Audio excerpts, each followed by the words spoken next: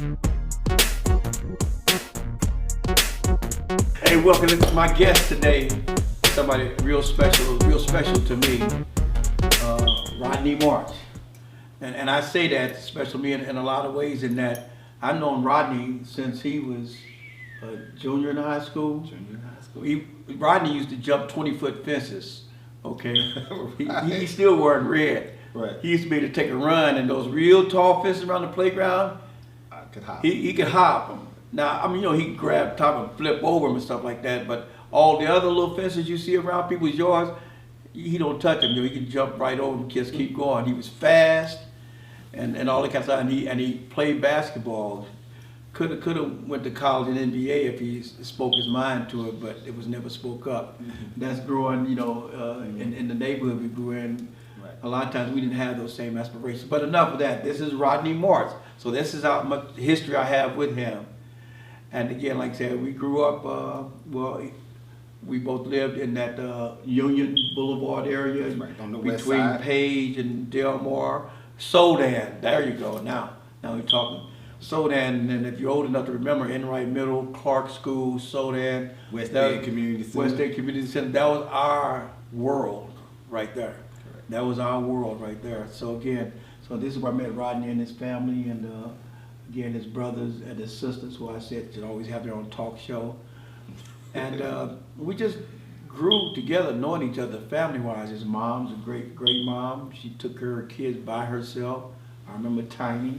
Correct. Tiny was his grandmother. She was the littlest thing on this planet, but boy, you drop some music, she a rocker and stuff like that, But anyway, all said and done, now, one thing that Rodney has created, he's the creator and founder of Rock the Community. Most of you have heard of Rock the Community. You've seen one of the shows. Again, Rodney, tell us something about how that Rock the Community came about. Well, crazy as it sounds, man, I actually reached out to you about it. I started noticing that we wasn't doing like a lot of different things in the neighborhood anymore. We didn't have any block parties. A lot of people didn't even know each other. It kind of dawned on me one day. My son called me and asked me, could I come and give him a jump? And I was like, damn, you don't know nobody in your street that can give you a jump. I gotta come give you a jump. That's how it is. And then it made me realize that, man, when I was growing up, I knew everybody on my Next door street, neighbor, man. Like everybody, we played outside, you know what I'm saying?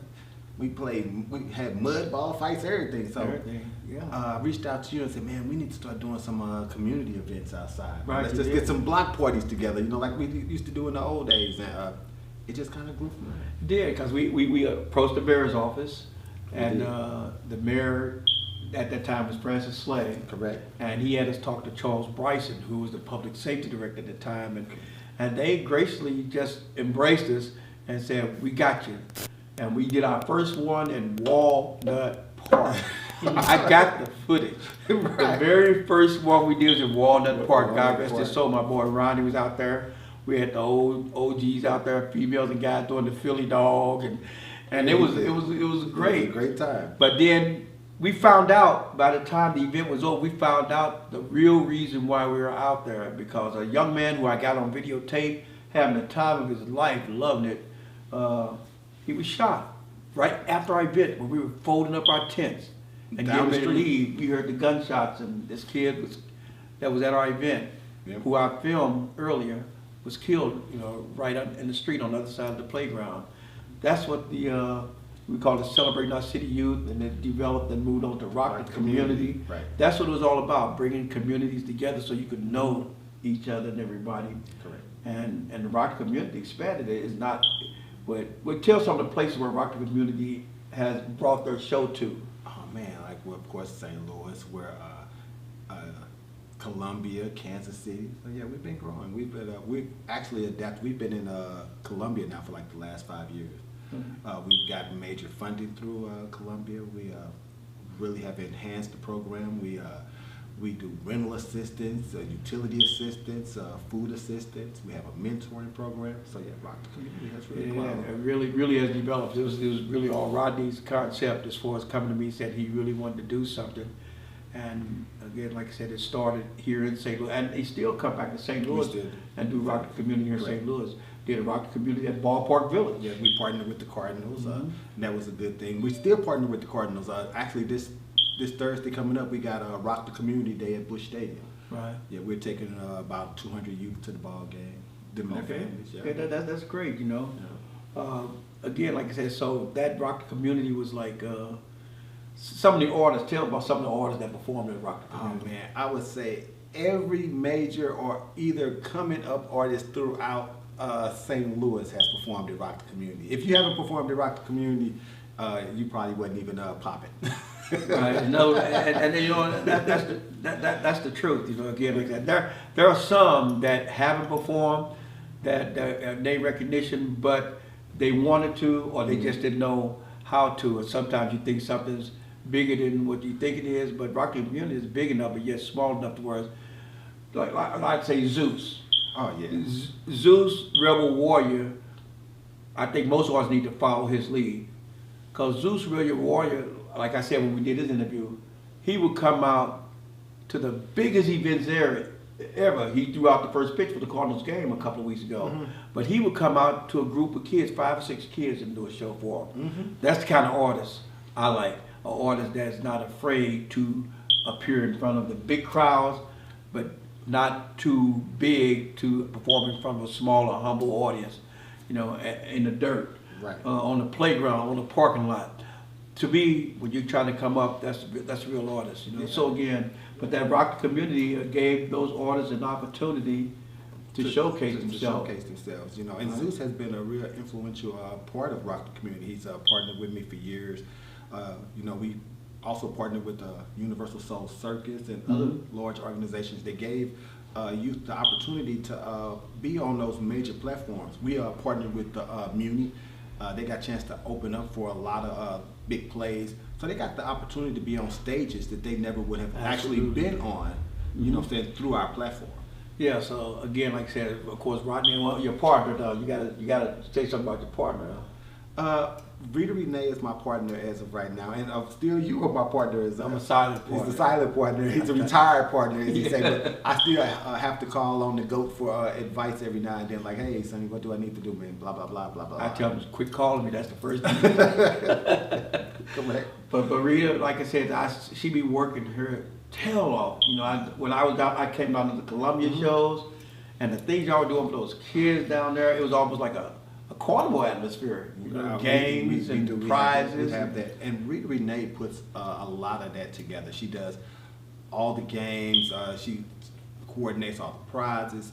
That's all her lane. Oh, she does it with a passion. You can just see it when she's out there working and pulling it together. Yeah. And again, this is just a concept that you came up with, something you wanted to do for the community that you lived in, and now it's reached out. You know, again, you left the St. Louis area, but you still leave a footprint here, and you're in Columbia, and Columbia's gotten behind you. I wish the city of St. Louis had gotten behind you like that. They could have. They did to a degree, because everybody did support you. I know that. And they still, Louis Reed's office and things like that. And we actually stopped doing. We hadn't done a Rock the Community in St. Louis because of the pandemic. This will be our first year back. Right. We got one coming up July 23rd in Douglas Park, and most of our funding now is in Columbia. Absolutely. So Columbia, you know, it's kind of crazy coming from a small organization like how we were. We end up getting almost $500,000 in funding. That's great that Columbia supports you like that. It really is, because it means it really hasn't left the area, but no, you got a real home, you know, down there in Columbia.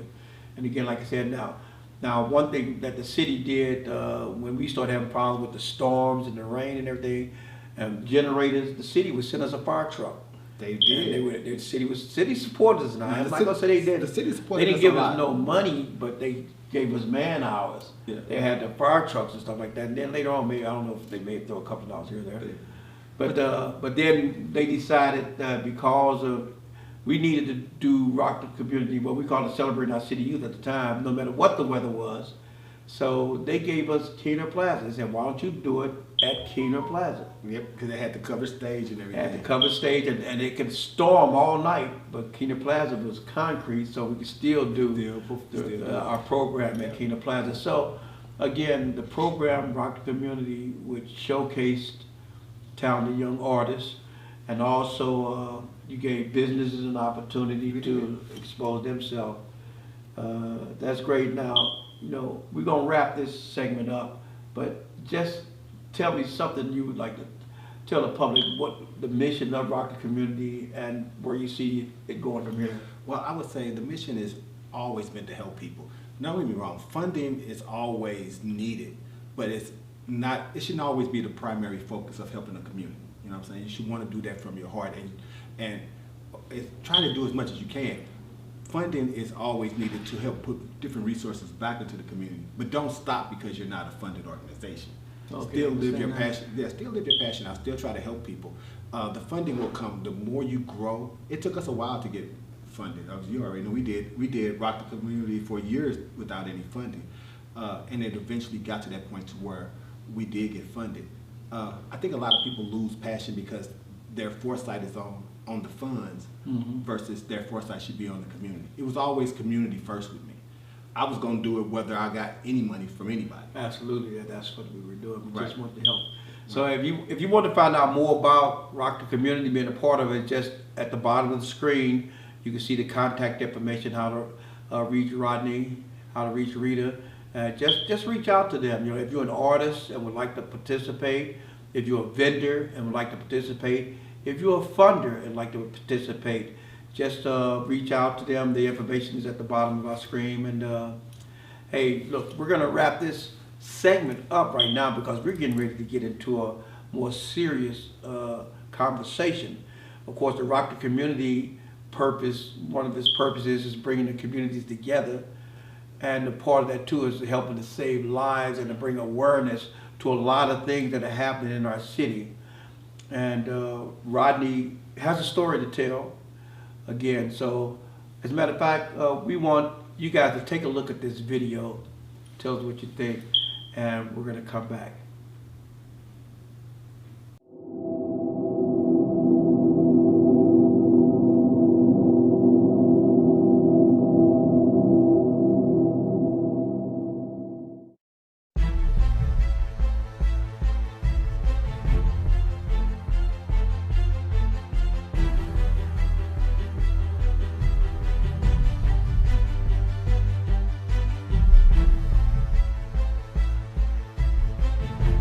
So how long is it gonna take you guys to get here? It's been 4 days already. No, I've been waiting. Yes, 4 days. 4 days? Yeah, I'll be waiting today. So you will be here today? No sound. No picture. No. Yes. Hey, get in your room and go in there. You're supposed to be sick. Go to your room. Yes, go to your room. I ain't got but 30-minute lunch break. All right.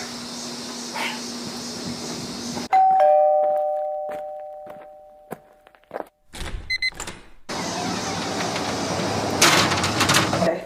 So you say check what now? 12 hours of work all day. I'm tired, sis. You call me over here? Woo! Work 12 hours. I put my little man in school. He gone to school, so I got. What you want me to do? What you want me to do again? Come here and help me with this cake. Well, here I come.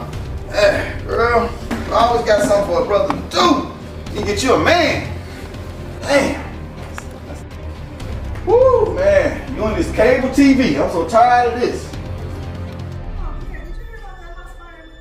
Yeah, man, it was crazy, man. Like 3 kids dead, they all died. Man, it's crazy. I don't know if they should charge. They said they ain't gonna charge that lady though, man. That's crazy.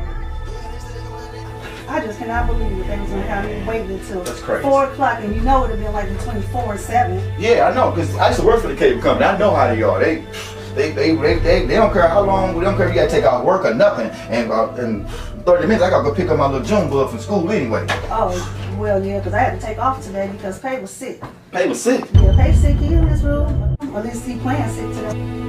Why the look on your face?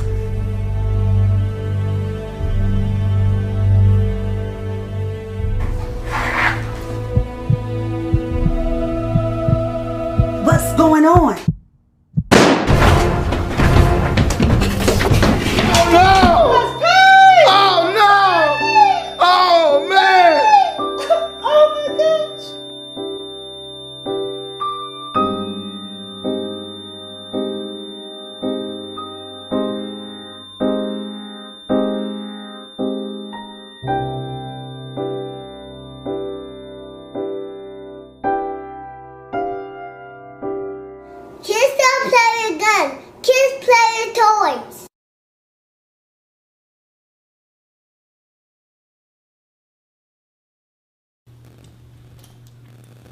Wow. So what did you guys think about that video? I mean, it was well produced, but it tells a story. It really does bring it home, and I think Rodney can relate to this. Rodney, when you saw that video, what memories bring it back to you?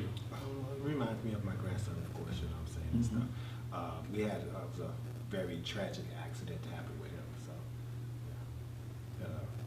Made me feel a certain type of way, you know. Mm-hmm. Yeah, I can imagine it's hard to talk about because, like I said, knowing your family and then knowing your son. I mean, these people, like, God, they my family, you know. Right. And while it doesn't take a lot, you know. Sometimes, you know, we think we got all the bases covered, but that one time we leave our slip showing is when something happens, you know. Right. And that's tragic. And really, what I want to say, and then having Rodney here, because he has experienced this pain, is that parents, you got to go to the extra yard. You know, you really do. Don't assume anything. You know, don't assume anything with your kids. You know, I even think about it not only with the guns, but like with safety plugs in your house, or what is a 3 or 4 or 5-year-old doing in the kitchen anyway? You know, you got fire going, skillets, hot water pipes. What does a kid need business in a kitchen for? Okay, things like that. So it's a lot of little things that we take for granted, that until a tragedy happens, then you know, we say, wow, what could I have done different, you know? Preparation is the most important thing, but this gun thing is like, it irks me so much, you know, with the gun thing. In other words, like I said, your situation is different from some of the ones we've talked about where kids are getting murdered in the street. That's true. But then there have been a lot of kids that have found loaded guns and playing with them like toys or investigating them, and either critically injuring themselves or somebody else. Correct. And only thing I can say to parents, again, like I said, is, God, you know, you've seen it enough, okay? Ain't enough? Don't. I'm one of those people, I don't believe in guns, truly. I do not believe in guns. I do not believe in guns as a solution to anything. With this war we got going on right now, where Russia's doing their thing and stuff like that, I understood it back in the day. But because, you know, we didn't have the technology we have now, I'd be stupid to give 5,000, 50,000 men rifles and guns to go into a battle when I got a missile that can do more damage in 1 second than them men can do in 1 year. Right. It'd be stupid. It's a waste of manpower, a waste of lives, things like that. So back it all up and say, I can understand a father or mother being a law enforcement officer, being a security officer and things like that, and part of their job is, you know, to carry a weapon because of the days and times we live in. But there are some people that are neither one of those things, but they have these guns around and have kids. You know, guns and kids don't mix. There are a lot of things in this world that don't mix, and that's one thing, and it just gives out a bad signal to kids, you know, and then they don't really know what it is. I don't know. I don't want to keep talking because, like I said, I get real passionate about that. I don't believe in them. I won't have them around. I don't allow them in my house. Right. You know, if you were a cop coming to my house, I would truly, unless you got a warrant, don't walk into my house with a gun on. I'll come out to meet you. That's how I feel about it. Now, of course, you can't stop it. Right. But anybody else, I mean, if I have any friends, I always let them know, hey, if you got a gun, leave it in your car. Well, I think that gun safety is definitely a crucial element to owning any weapon. You know what I'm saying? It is. But also, we live in such a dangerous environment that most people are probably going to own a gun. Educating yourself to having a gun is definitely very crucial. Owning a gun isn't a problem. Knowing how to utilize and utilize it correctly is the issue. In the society that we live in today, you're more likely, I'm gonna say nine out of 10 people probably are gonna have a gun. Mm-hmm. We live somewhere where you can stop at the gas station to pump gas and potentially get robbed or killed at that gas station. So Yeah. having some type of protection is an okay thing. Yeah, I have. That's Now, being able to utilize that protection in the correct way. When you come home, you need to have the proper safety locks on it, putting away. If you got younger kids, you need to know that you need to have it someplace high enough that they can't get it. You need to own a safe. The city gives away free gun locks. So educating yourself on utilizing your gun is the thing that you need to be focusing on. Yeah, I can Guns understand guns are dangerous, but the lack of knowledge, the way we utilize them, is even more dangerous. I think that's very sound. As a matter of fact, I think that's kind of like what Miss Sharon Williams, who was on one of our shows, when her son was murdered, and they still haven't solved that murder. It's been over 12 or 14 years. She was trying to say to me, when it happened, she had one outlook on what guns were all about. But after she started seeing this thing evolving and talking with young people who normally would be peaceful, but they have to walk the streets and not knowing around the corner. Yeah. So she said, so she rethought what guns are all about per se, you know. Me, again, I hear what you're saying and things like that, and you're right, the knowledge of having guns, but the problem is we have too many idiots that have little or no knowledge of what a gun is that are getting access. And those are the ones that are creating a lot of the problems. Now, again, some parents, I don't put in that category, some parents are hardworking parents, and they get careless or get too relaxed with their things. Those are the ones we really want to just really reiterate. Just don't take anything for granted, you know. Don't just assume. Well, like in that video we just saw. Don't assume, you know, the characters portrayed in that video, which is the owner of one of the owners of LGL, his son, the Peyton superstar. You know, he portrayed a young kid. Don't assume that the kid, when he realized that kid wasn't at school but in that house and he had placed that gun and that, he said, oh, I may have made a big mistake. You know, which he did according to the script. But anyway, like I said, it's yeah, what happened to you and your family with little Rodney finding a weapon and discharging it, that's, I guess you relive it every birthday. Yeah, And it never like goes. that. It never goes away. You know. Yeah, it never goes away. So we said, parents, you don't want to have to deal with that. You don't. I pray I never have to experience even a niece or a nephew. I'm dealing with it with close friends that is happening to. So again, I appreciate you, Rodney, taking the time to come. And on that too, like little Rodney, how's he doing right now? Rodney is doing okay. I talk to him every day. Actually, Rodney is in St. Louis County. He did a 120-day shock. We went to court. They was trying to give him a total of 25 years for the tragedy that happened. We had a good attorney, Daniel Brown. He represented us. Rodney ended up getting probation and a 120-day shock. In which, you know, I told him that I thought, in all honesty, was necessary, you know what I'm saying? Yeah. Even though it was a horrible accident, you know what I'm saying? Yeah, absolutely. In other words, As a man. yeah, that's tough. I mean, it's bad enough that he has to realize his carelessness caused his son's death. Correct. You know, so he's hurt and he have to live with that for the rest of his life. But again, the law and what people have to realize is when you do things like that, there are consequences. And it's blessed that he has to do only the 120 because he's not a criminal. He's not a criminal. He shouldn't be no felony. He should come out there with no felony charges, because anything like that. Because it's like it wasn't, you know, it was unfortunate. You know, it was an unfortunate tragedy. He never had been arrested. He has no criminal history or anything like that. So I know he's a great kid. Right. I mean, I've So known him since he was born. we thought that the 20 years that they were offering him was a overreach. Of that course. was too much. You know? Like, you know, especially for unintentional tragedy. You know what I'm saying? Of course, we know that's not something he wanted. I do, understand that it did happen, and that he had some type of responsibility for it, even though it was a horrible accident. I did talk to him and tell him that, I thought the shock was something that was needed at the time. Yeah, something I would say,